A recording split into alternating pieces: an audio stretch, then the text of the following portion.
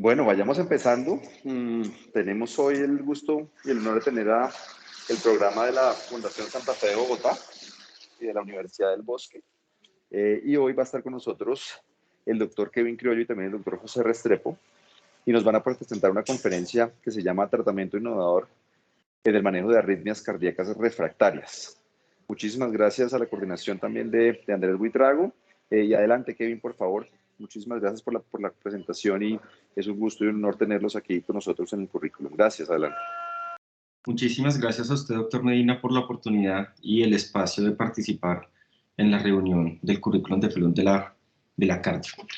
Realmente mostrarles a ustedes y decir que vamos a hablar de un tratamiento innovador en el manejo de las arritmias cardíacas resulta un poco osado. Sin embargo, lo que hemos querido hacer es contar una experiencia específica que tuvimos en nuestro centro y que por fortuna nos fue bien, y esto pues creemos nosotros que va a permitir o abre la puerta a una nueva terapia que hasta el momento pues no hemos considerado.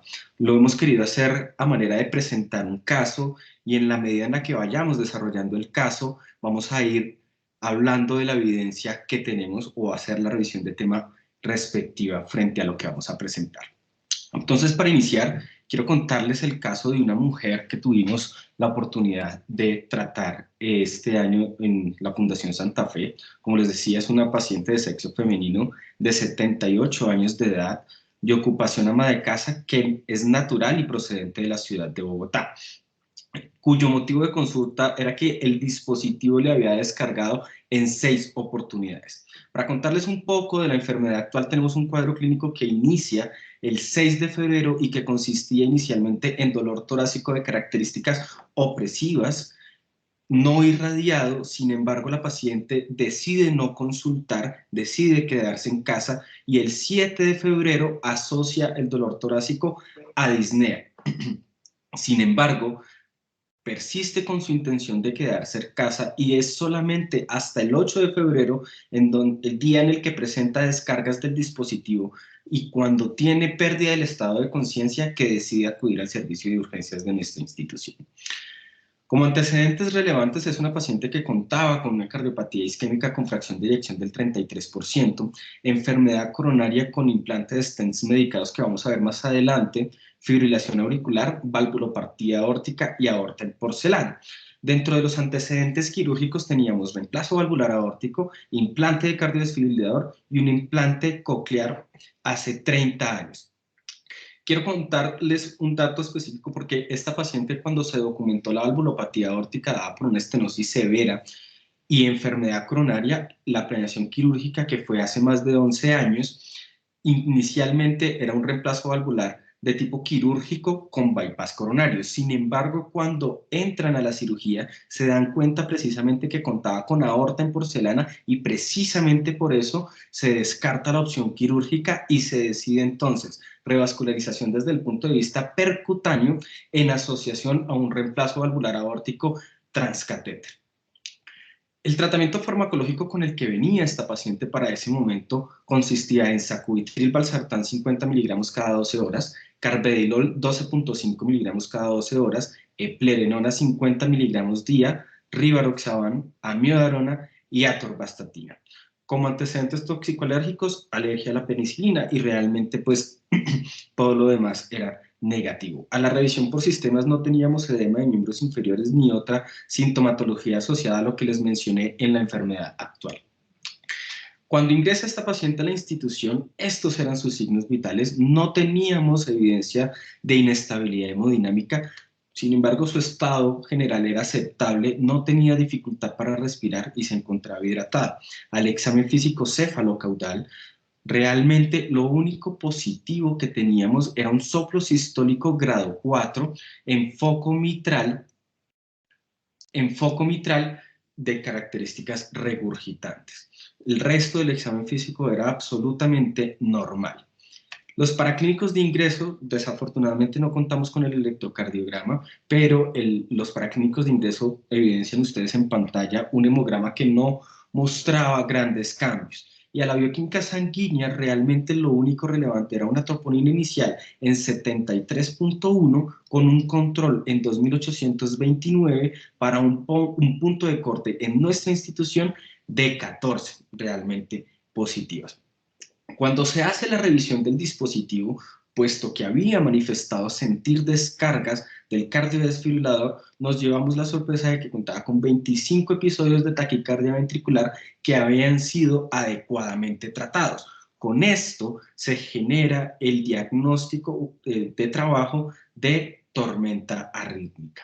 Simplemente para tener en cuenta, para tener en nuestra mente que tormenta arrítmica se define como 3 o más episodios de arritmias ventriculares sostenidas que se presentan en menos de 24 horas para pacientes que no cuentan con cardiodesfibrilador. Sin embargo, en los pacientes que tienen un dispositivo de prevención de muerte súbita, esta definición debe acompañarse de terapia de estimulación antitaquicárdica o de descargas eléctricas que deben estar separadas por al menos 5 minutos de diferencia. Cuando vamos a evaluar la epidemiología de esta entidad, vamos a tener que la incidencia va a cambiar dependiendo de la definición que utilicemos. Ven ustedes en pantalla una tabla que resume la gran mayoría de los estudios con sus autores correspondientes y noten ustedes cómo la incidencia de esta entidad va a cambiar en función de la definición que utilicemos. Sin embargo, la incidencia se mueve más o menos entre el 4 y hasta el 60% en algunas series de casos. Cuando vemos la importancia que tiene la tormenta rítmica y la vemos de manera general en este metaanálisis publicado el año pasado, tenemos que claramente los pacientes que presentan tormenta rítmica tienen un riesgo muchísimo mayor en términos de mortalidad. Y cuando desglosamos esa mortalidad y queremos ver específicamente cómo es el comportamiento en cada uno de los subgrupos, tenemos que en pacientes que ya habían tenido arritmias ventriculares, pero que no eran o que no correspondía a la definición de tormenta rítmica, igualmente la mortalidad era muchísimo mayor en comparación con aquellos pacientes que no tenían tormenta rítmica. Y eso lo vemos mejor en estas curvas de Kaplan-Meier en un estudio diferente al inicial. Y cuando comparamos los pacientes que jamás en la vida habían tenido arritmias ventriculares, el hecho de presentar una tormenta rítmica pues claramente aumenta su mortalidad. Pero no es solo eso, no es solamente que aumente la mortalidad, sino la morbilidad, porque cuando vemos estos estudios también nos damos cuenta que el hecho de tener tormenta rítmica aumenta el riesgo de necesitar trasplante cardíaco, hospitalización por fallas cardíacas descompensadas o incluso choque cardiogénico. Pero pues evidentemente esto no es nada nuevo para nosotros. Cuando vemos las características de los pacientes de estos estudios, podemos identificar varios factores de riesgo. El primero de ellos, la edad y el sexo. Ser hombre y mayor de 65 años supone un factor de riesgo para el desarrollo de tormenta rítmica. Además de eso, el tener fracción de eyección por debajo del 35% y unas comorbilidades específicas suponen un mayor riesgo de presentar esta entidad. Pero noten ustedes algo curioso y es cómo la cardiopatía isquémica no supone un factor de riesgo per se para el desarrollo de esta patología. Y esta tabla que confirma todo lo anterior, simplemente la traigo para mostrarles cómo el hecho de tener ausencia de tratamientos con inhibidores de la ECA y de amiodarona supone un factor de riesgo. Recuerden que nuestra paciente pues venía en tratamiento con amiodarona y además de eso pues sacubitril/valsartán, no tenía un IECA específicamente. Respecto a la fisiopatología, para que se dé la tormenta rítmica vamos a tener una interacción entre tres factores.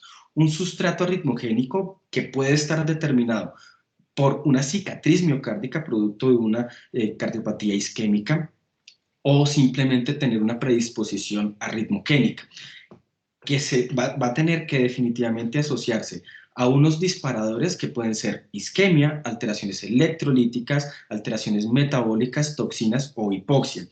Y vamos a tener una falta o ausencia de unos reguladores, específicamente una supresión del sistema parasimpático o una hipertonía adrenal. Cuando se dan estas tres condiciones, pues el paciente tiene un aumento del riesgo de presentar tormenta arrítmica. Pero cuando quisiéramos ver en nuestra evaluación de los pacientes, vean cómo hasta en el 60, hasta casi el 60% no logramos identificar un disparador específico, ¿sí? La mayoría de las veces la mayoría de las veces no lo identificamos, pero después de eso vamos a tener empeoramiento por falla cardíaca, otras condiciones médicas o simplemente cambios en la medicación, fallas en la adherencia, episodios de estrés emocional o físico.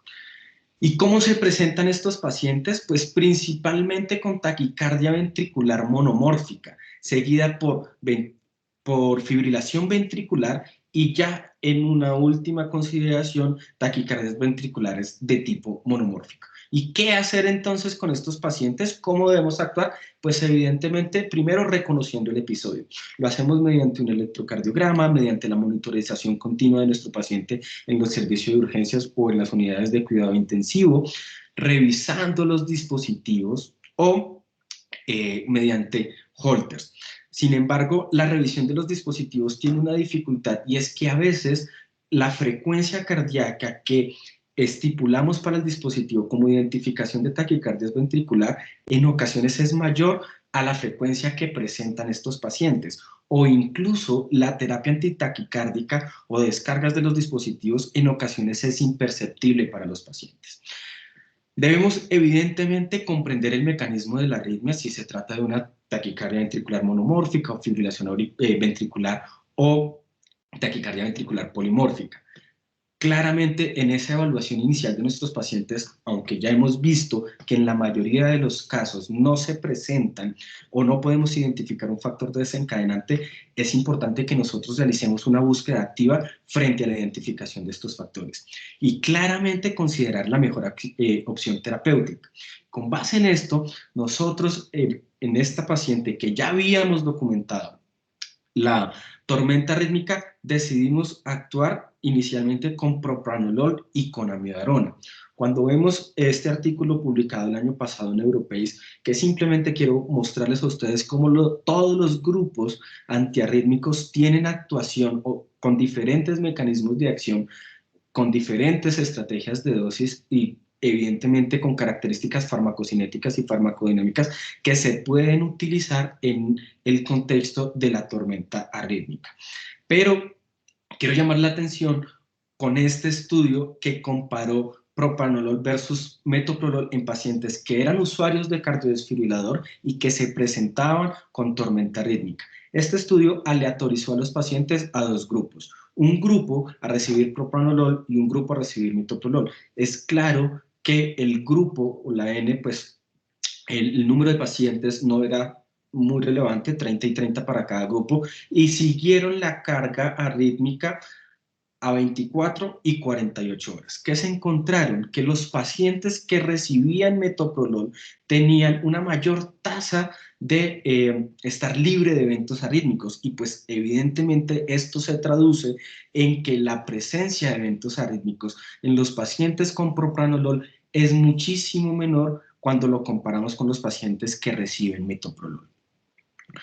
De tal manera que la paciente pues, fue tratada con estos dos fármacos, con propranolol y con amiodarona, sustentado en lo que les acabo de mencionar. Pero seguíamos de manera paralela realizando la búsqueda activa de la identificación de factores predisponentes frente a esta entidad. Se realiza entonces un ecocardiograma transtorácico, que es el que ustedes ven en pantalla, en esta visión de 4 cámaras. Ya tenemos algunos datos importantes. Primero, en la evaluación de las aurículas, dilatación biauricular, aurícula de izquierda severamente dilatada con una aurícula derecha moderadamente dilatada. Vemos cómo está en cavidades derechas la presencia de los electrodos del cardiodesfibrilador. Ya también podemos observar una válvula mitral severamente calcificada con esclerosis asociada, y a nivel ventricular noten ustedes la presencia de contraste espontáneo con trastornos segmentarios de la contractilidad dados por una disquinesia del casquete apical producto pues de esta cardiopatía isquémica que padecía la paciente. Fracción de eyección calculada nuevamente en un 33% sin variaciones con respecto a los ecocardiogramas que tenía la paciente previamente. Cuando pasamos un espectro color, pues vemos en la válvula mitral cómo se presenta una insuficiencia que fue catalogada como severa.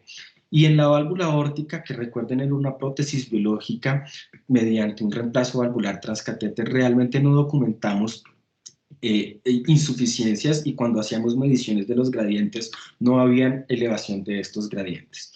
Y cuando hacemos un zoom y queremos evaluar esa cavidad ventricular con muchísimo mayor atención hacia el casquete apical, nos encontramos con esta imagen hiperecoica de movilidad intermedia y que se identificó o fue catalogada como la presencia de un trombo apical con dimensiones de 1 centímetro por 1 centímetro. Y esto va a tomar relevancia más adelante.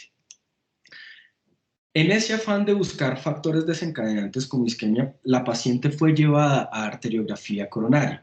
Ven ustedes en todas estas proyecciones varios datos de entrada importante. Uno, la calcificación severa del anillo valvular mitral, la presencia de la prótesis valvular biológica en posición aórtica, y cuando hacemos el cateterismo, ven ustedes un tronco principal realmente sin lesiones, una descendente anterior que tenía una placa calcificada del 30% en el segmento medio que no había progresado con respecto al estudio previo, y la presencia de un stent en el segmento distal del vaso que tenía hiperplasia intimal pero que estaba permeable y que no tenía evidencia de reestenosis. La circunfleja, por su parte, tenía un stent en tercio proximal igualmente con hiperplasia intimal sin reestenosis y los vasos distales eran de adecuado calibre. La coronaria derecha, igual que la circunfleja, tenía un stent en su segmento proximal con reestenosis y sin presentar, tenía hiperplasia intimal pero sin presentar reestenosis. Entonces, este es más o menos el algoritmo que se propone para el tratamiento de la tormenta rítmica. Pues ya tenemos la definición. Lo primero, evidentemente, que tenemos que determinar es si mi paciente está inestable o está estable. Nuestra paciente estaba estable. Debíamos identificar claramente cuál era el ritmo que tenía y ya sabíamos que se trataba de una taquicardia ventricular. Descartamos componente isquémico, descartamos electrolitos, descartamos otros tipos de alteraciones metabólicas, falla cardíaca. Optimizamos el tratamiento, como ya hemos visto anteriormente, con propranolol y amiodarona.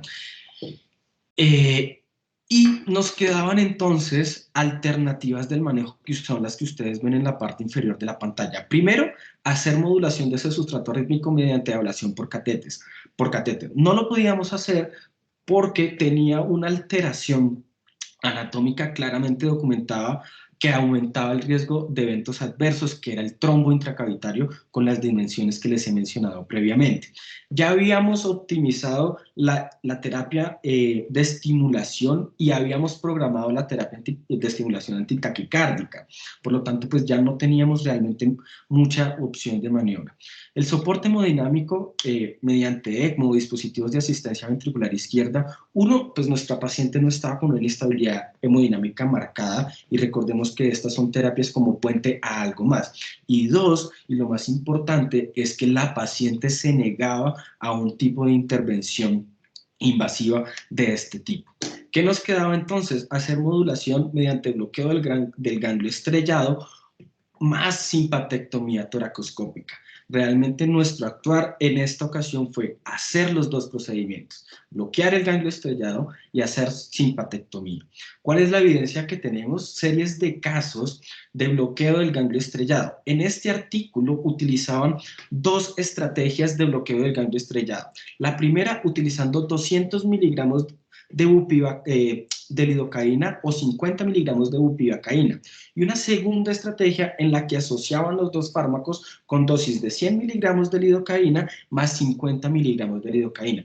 Es una serie de casos con una N de apenas 18 pacientes, pero que ustedes ven en la medición de la carga rítmica 1 hora antes del procedimiento y 1 hora después, e incluso cuando se hace 24 horas antes del procedimiento y 24 horas después. Claramente observan ustedes en pantalla cómo hay una disminución significativa de esa carga arrítmica.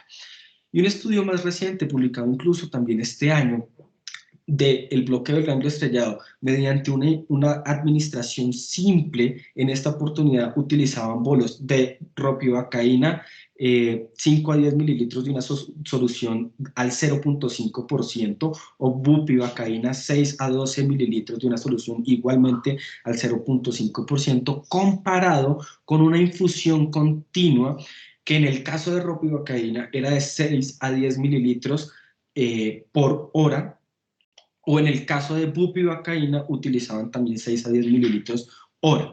¿Qué observaron o qué resultados tuvieron?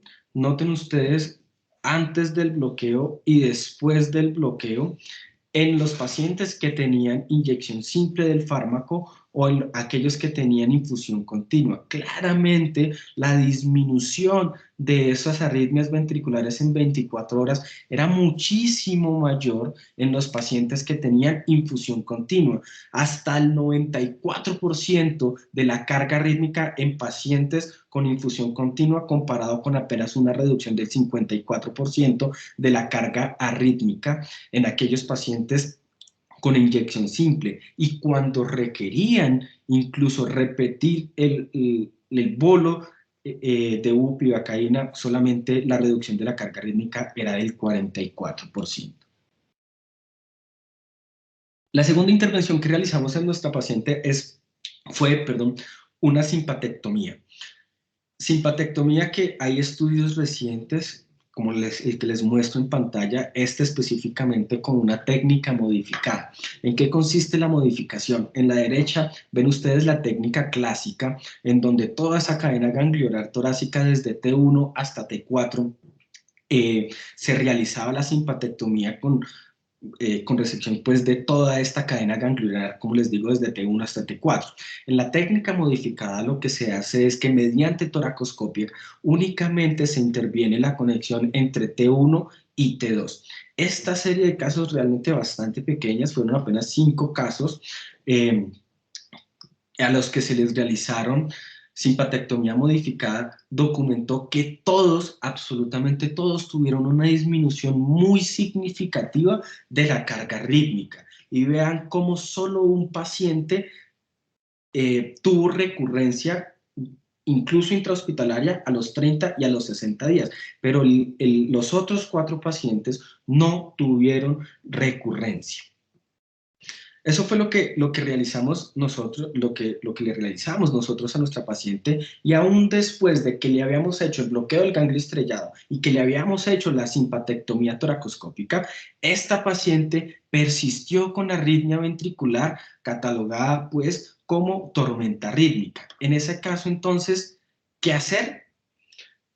Se planteaban opciones como la neurismectomía, pero sabíamos que cualquier intervención quirúrgica iba a estar contraindicada por la presencia de la aorta en porcelana. Llevar a terapia de circulación mediante membrana de oxigenación extracorpórea no era una opción, porque no era un puente frente a algo que tuviéramos claro, y mucho menos era aceptado por la paciente. De tal manera que teníamos la incertidumbre y teníamos a nuestra paciente que se nos estaba quejando de la taquicardia ventricular. Lo que hicimos fue idear, buscar soluciones, y nos encontramos con lo siguiente, y aquí es donde esperamos nosotros como centro en la Fundación Santa Fe que lo que les voy a mostrar a continuación cumpla las expectativas frente a algo novedoso en el tratamiento de las arritmias ventriculares. ¿Qué nos encontramos realizando en la literatura? Esto, realizar radioablación estereotáctica de las arritmias, que no solamente, como vamos a ver más adelante, son de tipo ventricular. ¿En qué consiste? Y es administrar altas dosis de radiación.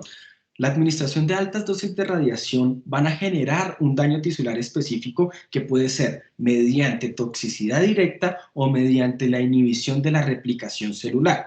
Hay varias formas de entregar esta energía de radiación. Los que más utilizamos son aceleradores lineales, pero también tenemos gamma knife, también tenemos algunos mecanismos de administración de la radiación mediante cobalto. Básicamente esto lo que hace es acelerar las partículas y producir que protones o iones pesados de carbono o fotones que van a generar un daño específico mediante la interacción con el tejido. Esa interacción con el tejido puede ser de tres tipos. Uno, un efecto fotoeléctrico. Dos, un efecto de dispersión de Rayleigh. O tres, un efecto de Compton. Por último, está escrito algo que se denomina la producción de pares, pero cualquiera de estos lo que va a generar es esa radiación ionizante que va a tener efectos directos o indirectos en el ADN. Los efectos directos en el ADN van a generar ionización o excitación de los electrones que están constituyendo ese ADN y va a dañar los enlaces químicos, lo que va a llevar a una rotura de la doble hélice y con esto generar el daño tisular de manera directa. Y los efectos indirectos van a estar determinados específicamente por interacciones del tejido que rodea o de las estructuras que rodean ese ADN, produciendo radicales libres de oxígeno que van a terminar generando un efecto citotóxico. Este es más o menos el planteamiento de lo que debiese hacerse en los pacientes en los que se considera la radiación estereotáctica. Uno, definir una arritmia que es refractaria, en el que haya falla de una ablación por catéter o en el que sea incapaz de tolerar el procedimiento, o que por la localización de esa arritmia no se pueda llegar fácilmente con el catéter, con una alta carga rítmica que requiera intervención por parte de un dispositivo de prevención de muerte súbita. ¿Cómo se planea entonces la realización de esta radiación por estereotaxia? Básicamente lo que se tiene que hacer es identificar el sitio arritmogénico que cuando es posible se hace mediante estudio electrofisiológico. Nosotros no podíamos hacerlo por la presencia de este trombo, pero pues en otros pacientes que no tienen esta dificultad pudiese hacerse, y es la asociación entre ese estudio electrofisiológico y la planeación mediante imágenes, que puede ser idealmente mediante resonancia, tomografía, o PET, pero nosotros no podíamos realizar resonancia en razón al implante coclear que había tenido hace 30 años y que contraindicaba la realización de un estudio tipo resonancia. Pero nos quedaba la opción entonces de la tomografía. Una vez yo tengo identificado el sitio exacto en el que se está generando ese foco arritmogénico, yo puedo planear mediante un software especial que les voy a mencionar cuál utilizamos en nuestra paciente, y dirigir dosis de radiación elevada. Obviamente, pues esto requiere un seguimiento para evaluar los efectos adversos de la radiación que tienen que ver específicamente a nivel esofágico y gástrico por la cercanía anatómica que tiene con el corazón.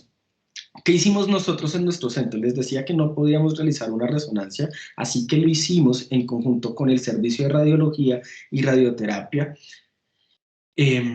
Identificamos no solamente desde el punto de vista radiológico, sino que guiados por los hallazgos electrocardiográficos que teníamos, cuál era el posible foco de aritmogénesis, y establecimos que era específicamente el cuello del aneurisma ventricular. Esto se hace entonces mediante tomografía de simulación con respiración neutra y en inspiración profunda. Lo que uno debe establecer, que es la imagen que ustedes, que en las dos imágenes que tienen ustedes en pantalla, es la simulación de isodosis. En una se identifican las estructuras adyacentes y en otra el sitio exacto en el que vamos a administrar esa radiación. Gracias a la colaboración de radioterapia se establecieron márgenes de seguridad de 5 milímetros y mediante una entrega, mediante un sistema de entrega iliac guiado por un software que se llama BINCT, lo que hicimos fue administrar 25 grays, ¿sí? corregidos mediante esa respiración profunda en la tomografía. Fue una única terapia con una duración aproximada de 30 minutos, sin eventos adversos inmediatos y con los resultados que ustedes están viendo en pantalla con seguimiento a 1, 2, 3 y 5 meses, en el que no documentamos nuevos eventos de taquicardia ventricular ni de fibrilación auricular. Claramente, pues la paciente fue dada de alta posterior al procedimiento y lo único que tuvo en el seguimiento fue algo de náuseas. ¿Cuál es la evidencia que tenemos? Este artículo nos recoge un poco la evidencia que teníamos disponible hasta el 1 de noviembre del año pasado y teníamos solamente 2 estudios, 4 reportes de caso, perdón, 4 series de caso y 11 reportes de casos, que son los que ustedes están viendo en pantalla, con seguimiento a 4, 8 meses y algunos días. Fíjense ustedes cómo algunos tuvieron o un resultado tan bueno en el que estuvieron libres de taquicardias ventriculares, o aquellos recurrieron pero con una disminución notoria en la carga rítmica, impactando en la calidad de vida. Esta serie de casos publicados este año, que incluye 10 casos, vean cómo antes y después de la aplicación de radioterapia y en el seguimiento que se les realizó, incluso a 18 meses, pues se observa una disminución notoria de la carga rítmica. Claro, hay pacientes que recurren, pero está claro que hay una disminución entre la carga que tenían antes y la que tienen después de la realización por radioterapia. Y como les decía, no solamente se trata de las arritmias ventriculares, tenemos algunas experiencias en pacientes con fibrilación auricular. Estos 2 pacientes, un hombre y una mujer, ambos con aislamiento de venas pulmonares previos, con fibrilación auricular de 7 y 4 años respectivamente, y que se les realizó esta radiación estereotáxica. Uno recurrió y el otro no, pero pues bueno, es simplemente una terapia que, como les decía, intenta ser innovadora. Estuvimos realizando búsquedas bibliográficas y no encontramos evidencia publicada de que se hubiesen hecho casos antes en Sudamérica. Tenemos registros realmente publicados por un doctor de República Dominicana, publicaciones que ha hecho en Twitter, que ha tenido algunos casos, pero publicaciones específicas no encontramos realmente en Latinoamérica.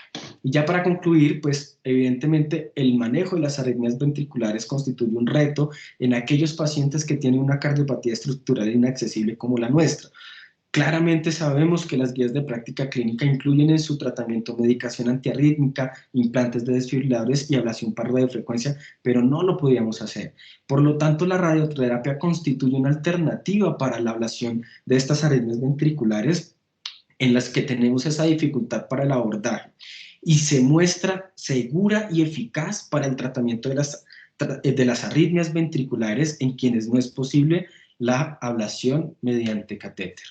Muchas gracias.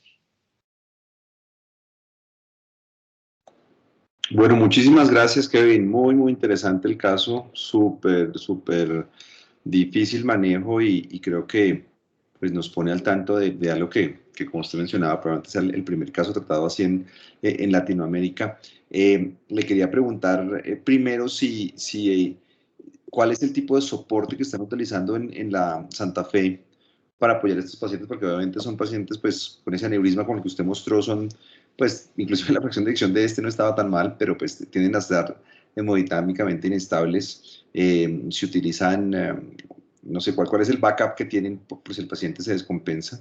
Y también la otra pregunta que quería hacer era o sea, cómo integra uno el departamento de radiooncología y cardiología, cómo es la planeación y cómo es la elaboración del equipo para tratar de optimizar el resultado, que pues, los felicito, muy bonito el caso, no había visto uno en Latinoamérica, como usted lo mencionó, pero me parece que es una parte del Heart Team como que se empieza a vislumbrar en el futuro y que tenemos que adoptarlo. Muchísimas gracias nuevamente. Doctor, realmente este caso suponía un reto para todos porque era el primer caso, como les decía, que se realizaba, y evidentemente era nuevo no solamente para nosotros, sino para el servicio de radioterapia. Lo primero que intentamos hacer fue identificar el foco mediante PET, no fue posible, sabíamos que la resonancia estaba contraindicada, entonces el primer paso que se hizo fue un acercamiento con radiología. Tenemos nosotros a la doctora Viviana Pinzón, que es especialista en imágenes cardiotorácicas, y en conjunto con ella intentamos dilucidar si era posible generar la identificación exacta de ese foco arritmogénico mediante tomografía. Ahí no participamos tanto nosotros, más allá de ser los acompañamientos, de hacer el acompañamiento porque éramos el servicio tratante, pero fue una asociación entre radioterapia y radiología los que generaron pues esa identificación exacta y la planeación completa, integrando las imágenes de radiología en los software que tienen disponibles, que en este caso el software que se utilizó fue BinCT en radiología, pero fue novedoso absolutamente para todos. El backup que tenemos nosotros, realmente tenemos terapia de soporte hemodinámica mediante oxigenación por membrana extracorpórea, tenemos ECMO, pero esta paciente nos representaba una dificultad en caso tal de que tuviese inestabilidad porque no aceptaba ningún tipo de intervención invasiva. Sin embargo, durante toda su hospitalización, que no fue una hospitalización corta, por fortuna estuvo estable todo el tiempo, pero aún así manifestando la sintomatología propia de la patología que tenía en su momento. No sé si el doctor Restrepo quiera agregar algo más, o el doctor Buitrago. Bueno, sí, digamos que como dice Kevin, teníamos un montón de limitaciones y digamos que para tener una idea, aunque digamos que el aneurisma siempre fue el primer culpable al que se quiso atribuir el origen de la arritmia, básicamente nos tocó guiarnos o corroborar de cierta forma el origen electrocardiográficamente con la morfología que alcanzábamos a registrar de la taquicardia en una ocasión, aunque no era un electrocardiograma completo de 12 derivaciones. Teniendo presente que podía venir del aneurisma, la exploración básicamente venía por poder tener una delimitación del cuello del aneurisma ventricular por imágenes. La resonancia pues no la pudimos realizar, que hubiese sido la mejor opción o una opción ideal en esta paciente, pero con el TAG se pudo hacer una delimitación de cuál era el cuello del aneurisma y cuál era la zona de transición entre lo que imagenológicamente era un miocardio bueno, la transición del miocardio cicatrizal y el miocardio entre estas dos regiones, digamos, ya el tejido como tal aneurismático y el tejido sano. Una vez delimitado eso, pues con radioterapia se hicieron las imágenes de fusión y estimulación de la administración de la dosis de radiación.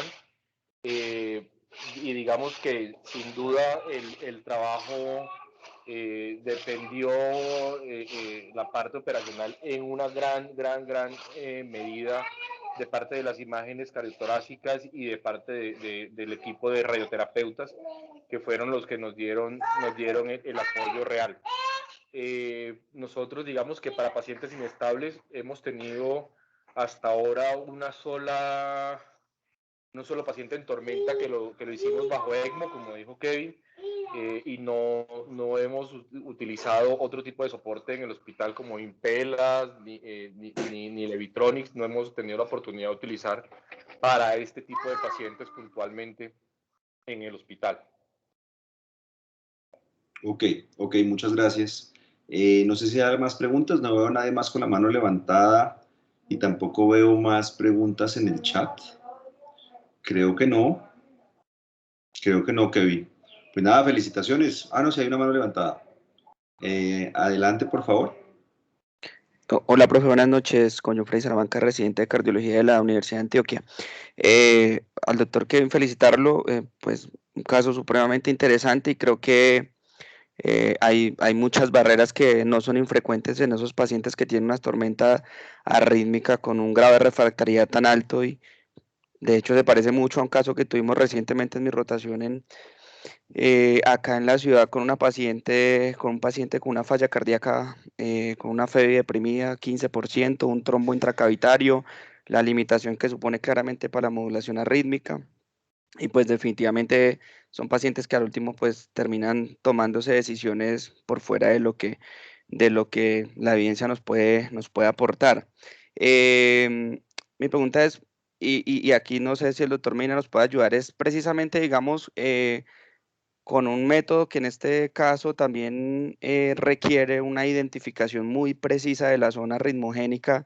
eh, eh, digamos que más allá de tener el dispositivo que seguramente no era compatible y que esa fue su limitación, el profe que, digamos, hay protocolos especiales para dispositivos que a pesar de que no sean compatibles, pues se demuestra que son seguros para utilizar durante una resonancia y en este caso, pues digamos que afortunadamente pudieron mediante una tomografía hacerlo. Hay posibilidad, digamos, de que si se puede hacer se puede ofrecer esta terapia, se puede utilizar algún protocolo, pues especial mediante la utilización de la resonancia para poder delimitar que obviamente es lo ideal en la zona y que permita ser seguramente más anatómicamente más preciso para llevar a la modulación mediante esta técnica. Muchas gracias. Sí, sí, definitivamente, John Freddy, se puede hacer, inclusive cuando no son compatibles se pueden hacer. Obviamente cuando son compatibles o condicionales, que es el término correcto, pues obviamente la tecnología ha avanzado hace mucho tiempo y desde inicios de, por lo menos hace unos 10, 15 años, la mayoría de las casas farmacéuticas, o las casas de dispositivos están implantando dispositivos compatibles o condicionales. Cuando no son condicionales, Sanjay Prasad, que vino hace ya 5 años, y en ese momento era el director de falla cardíaca y de resonancia del Royal Brompton, donde hacen 5.000 resonancias al año. Le hicimos exactamente esa misma pregunta y lo que él mencionaba en ese momento era que él hacía todos los dispositivos, fueran o no condicionales, excepto cuando eran epicárdicos o cuando eran abandonados, porque los riesgos en esos pacientes eran muy altos. Pero el grupo de Michigan publicó hace poco precisamente la misma o específicamente esa corte de abandonados y epicárdicos y demostraban seguridad. Yo creo que la respuesta depende de donde uno esté.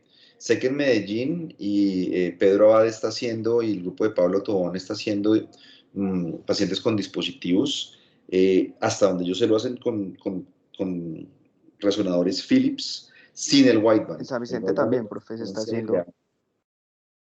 Aló. El wideband es la secuencia ideal para hacer estas resonancias.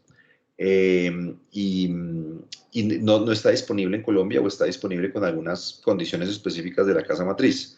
Entonces, la respuesta, Freddy, más larga que corta es sí, se podría hacer, aún en los dispositivos que no son condicionales y aún si son epicárdicos o abandonados. El tema es que en Colombia no tenemos mucha experiencia al respecto porque no todo el mundo tiene, o prácticamente nadie tiene wideband.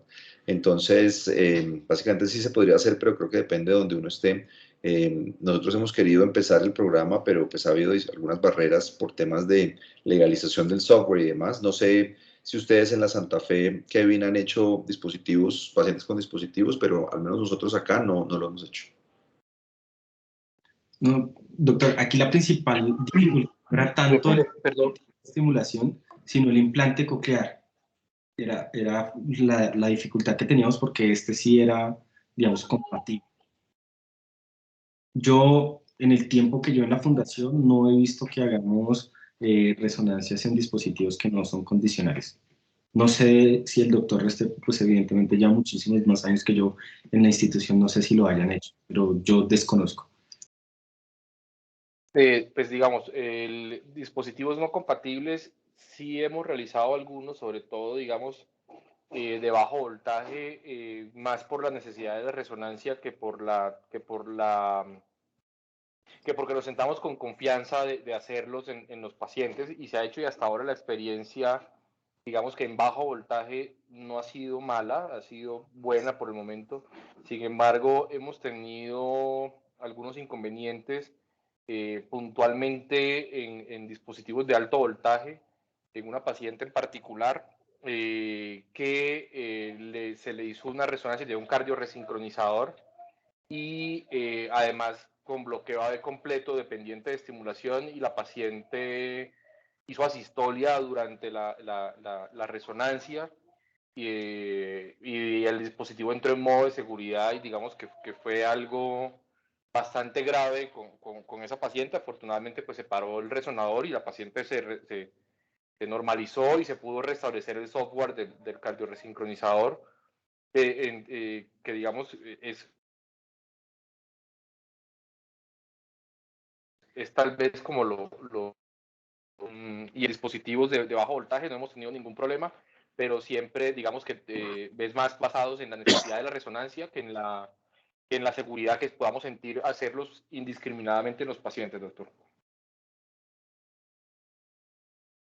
Es decir, lo que está publicado es que es seguro y que necesita un protocolo específico en donde los electrofisiólogos son claves porque hacen la valoración del dispositivo antes y después, y hay una persona que está entrenada como para la situación que está describiendo el doctor Restrepo en ACLS para intervenir inmediatamente, pero las series del New England, la del 2017, la del 2019, la de Jadranka Stojanovska en Michigan, la de Amit Banhas, o sea, hay muchas series que demuestran la seguridad y como dice el doctor Restrepo es mucho de riesgo-beneficio. Por ejemplo, si yo sé que la pregunta me la va a responder un PET, pues respondo la pregunta con un PET y me ahorro toda la evaluación. Sin embargo, pues hay un montón de cosas que el PET no puede responder y que la resonancia sí, y es un riesgo balance-beneficio. Esos pacientes realmente se hacen de una forma rápida, incluso en algunos países inyectan el gadolinio fuera del imán, y en la medida en que el paciente va entrando al imán y se va acomodando y se van haciendo los localizadores, va alcanzando el tiempo de anulación óptimo para hacer una buena localización de la cicatriz. Entonces, hay muchos truquitos que uno puede hacer, pero creo que depende mucho de la experiencia del centro, del trabajo en equipo con electrofisiólogos, imagenólogos, radiólogos, cardiólogos. Un grupo de imágenes cardiovasculares no funciona si no hay una buena relación entre radiología y cardiología, así que creo que esa también es parte importante pues de la solución o de la viabilidad del proyecto. Bueno, doctor Kevin, pues nuevamente felicitaciones, esperamos su publicación, que seguramente va a venir muy rápido. Los felicitamos por el caso y les agradecemos muchísimo la preparación del mismo. Y doctor Restrepo, no, ya lo bajé la mano. ¿Tiene otro comentario, doctor Restrepo, perdón? No, era para contestar lo que ya contestó Kevin al doctor John de Medellín, que nosotros la limitante de la resonancia fue más que todo lo que tenía lo que tenía coclear, lo que tenía el implante en el cráneo, más que por el dispositivo del desfibrilador, que íbamos a asumir el riesgo del desfibrilador, pero la limitante fue la parte del implante coclear que no nos daban seguridad y la paciente no tenía identificación ni siquiera del implante como para poder hablar con el fabricante ni nada. Muchas gracias, doctor. Bueno, Kevin, feliz noche para todos. Nuevamente, muchísimas gracias. Ya estamos en proceso de publicación, sí, señor. Pues sometiendo la publicación, vamos a ver si nos lo acepta. Bueno, buena suerte, seguro que sí. A todos buenas noches, Kevin, el Grupo de la Santa Fe, gracias al doctor Restrepo, gracias, y a Andrés, como siempre, gracias por su apoyo y nos veremos en una semana. Muchas gracias. Bueno, hasta luego, feliz noche, hasta luego. Buenas noches a todos.